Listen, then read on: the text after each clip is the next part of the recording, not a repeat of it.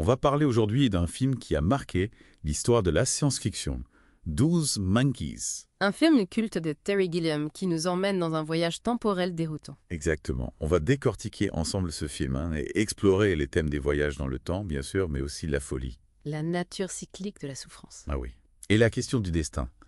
Sommes-nous vraiment maîtres de notre destin? C'est une question que le film pose sans vraiment y répondre. Les 12 Monkeys est un film qui nous pousse à réfléchir, à nous interroger sur notre place dans l'univers, sur le sens de notre existence. Tout à fait. On va suivre Gene Skoll, un homme envoyé du futur pour empêcher la propagation d'un virus mortel. Un virus qui a ravagé la planète et forcé les survivants à vivre sous terre. Exactement. Cole, il est incarné par Bruce Willis, au sommet de son art. Il se retrouve plongé dans un passé qui lui est à la fois familier et étrange, avec des souvenirs fragmentés, des visions troublantes. Imaginez un peu. Vous savez que le monde va être détruit, vous seul détenez la clé pour l'empêcher. Mais personne ne vous croit. On est vite catalogué comme fou. Et c'est justement ce qui arrive à Cole. Ses discours décousus, ses visions du futur, tout ça le fait passer pour un dément aux yeux des autres. Le film brouille les pistes entre la réalité et la folie. On ne sait plus trop si Cole est vraiment fou ou s'il est le seul à voir la vérité. Et cette question, elle nous renvoie à notre propre perception du réel. Comment savoir ce qui est vrai, ce qui est faux, quand le temps lui-même devient insaisissable? C'est une question fondamentale que le film pose et qui n'a pas de réponse simple. Et puis, il y a cette idée du temps cyclique. Le passé, le présent, le futur. Tout semble lié, inextricablement. Cole essaie de changer le cours des événements. Mais il est possible que ces actions contribuent à la catastrophe qu'il essaie d'éviter, comme si le destin était déjà écrit, et que toute tentative de le modifier ne faisait que le renforcer. Vous avez déjà eu cette pensée, cette idée de ne pas pouvoir échapper à son destin. Bien sûr, c'est une angoisse existentielle que beaucoup d'entre nous partagent. Et 12 Monkeys jouent avec cette peur, il nous met face à nos propres limites. On va plonger dans cet univers dérangeant, sombre, mais tellement fascinant. On va parler de l'esthétique du film, de la mise en scène de Terry Gilliam. Des personnages, de leur motivation, de leur faiblesse. Et bien sûr, on va débattre de toutes ces questions philosophiques que le film soulève. Alors, prêt à explorer les méandres de 12 Monkeys? Accrochez-vous, ça va décoiffer. Bon, on s'était arrêté sur cette idée de folie, de réalité qui se déforme. Mais comment Gilliam nous montre tout ça concrètement à l'écran? Ah, visuellement, 12 Monkeys, c'est un uppercut. On est plongé dans un futur qui donne froid dans le dos. Tout est délabré, chaotique, comme un monde en décomposition. C'est ça, l'esthétique du film, elle n'est pas là pour faire joli. Elle sert à nous mettre mal à l'aise, à nous faire ressentir le malaise de Cole, sa paranoïa. Ouais, on est loin des futurs aseptisés qu'on voit dans certains films de science-fiction. Ici, tout est sale, au passant. Les couleurs sont ternes, comme si la vie avait été drainée du monde.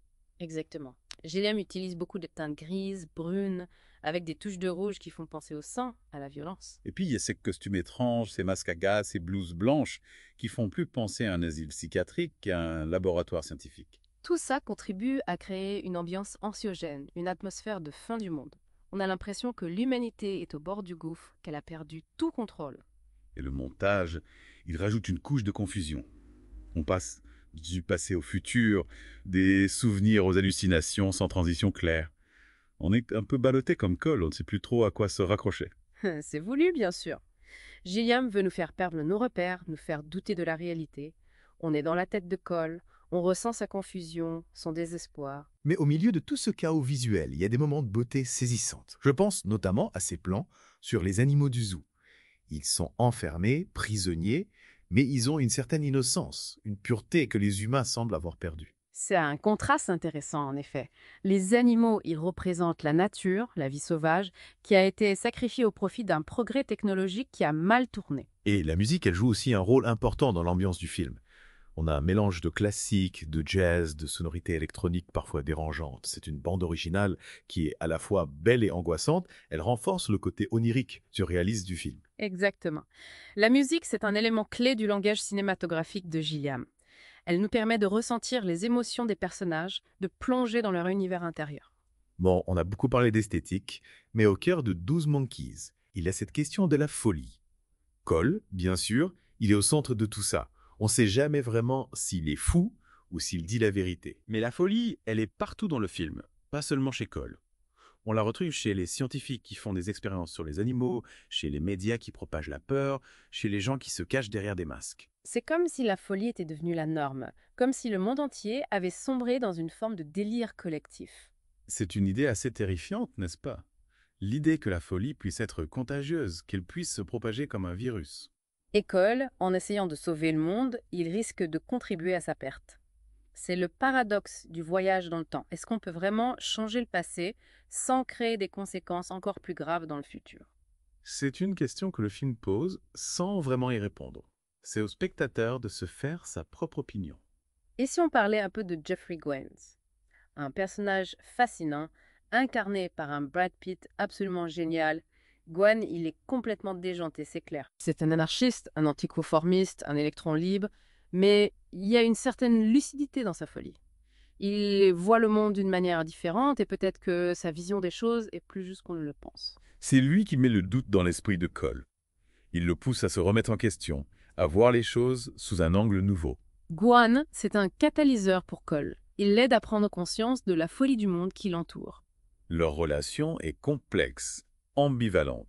Ils s'attirent et se repoussent à la fois. C'est une relation qui est essentielle à l'évolution de Cole. Grâce à Gwen, il va pouvoir se libérer de certaines illusions, de certaines certitudes. Et c'est peut-être ça, la clé de 12 Monkeys. Accepter la folie, l'intégrer à notre vision du monde.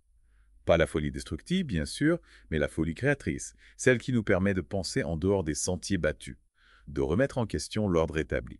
12 Monkeys est un film qui nous pousse à réfléchir sur notre rapport à la folie, à la normalité. Il nous montre que la frontière entre les deux est parfois très mince. Et surtout, il nous encourage à embrasser notre propre folie, à la voir comme une force, une source de créativité et de changement. Un film puissant, dérangeant, qui continue de nous interroger des années après sa sortie. Au milieu de cette folie, de ce chaos, il y a quand même une histoire d'amour qui se dessine. Ah oui, la relation entre Cole et la psychiatre Catherine Weyeux. Au début, elle le prend pour un fou, hein. Difficile de lui en vouloir. Elle est rationnelle, elle essaye de comprendre, de le soigner. Mais petit à petit, elle va être touchée par sa sincérité, par sa vulnérabilité. Elle va finir par le croire, par le soutenir. C'est important pour Cole, qui est rejeté par tout le monde. C'est une relation impossible, bien sûr. Ils viennent de deux mondes différents, deux époques différentes. Et pourtant, il y a une vraie connexion entre eux, une alchimie. On le sent dans leur regard, dans leur silence. C'est une histoire d'amour tragique, forcément. Mais elle nous rappelle que même dans les situations les plus extrêmes, l'amour peut exister. On pense à cette scène dans la voiture, où ils écoutent de la musique ensemble. Un moment de répit, de bonheur simple, au milieu de tout ce cauchemar. Une parenthèse enchantée. Et puis, il y a leur dernier adieu, à l'aéroport. Un moment déchirant, mais tellement puissant. Cole lui dit « Je t'ai trouvé !» C'est beau, parce que ça veut dire qu'il a trouvé un sens à son existence, une raison de se battre, d'espérer. Et cette quête de sens, elle est au cœur du film, non? Cole, il est en mission pour sauver l'humanité, mais il est aussi à la recherche de sa propre identité. Il est perdu, comme nous tous, face au mystère de l'existence. Il se pose des questions sur le destin, sur le libre arbitre. Et le film ne donne pas de réponse. Il nous laisse face à nos propres interrogations. C'est ça qui est intéressant. 12 Monkeys n'est pas un film qui donne des leçons. C'est un film qui nous pousse à réfléchir, à nous interroger. À accepter que nous ne savons pas tout, que le monde est un mystère. Que l'avenir est incertain. Mais ce n'est pas une raison pour désespérer. Au contraire, c'est une invitation à l'aventure, à la découverte. Embrasser la complexité du monde. À ne jamais renoncer à l'espoir. Voilà, c'est la fin de notre deep dive sur 12 Monkeys. On espère que ce voyage dans le temps et la folie vous a plu. N'hésitez pas à partager vos impressions, vos réflexions sur le film. On a hâte de vous lire. À bientôt pour un nouveau deep dive.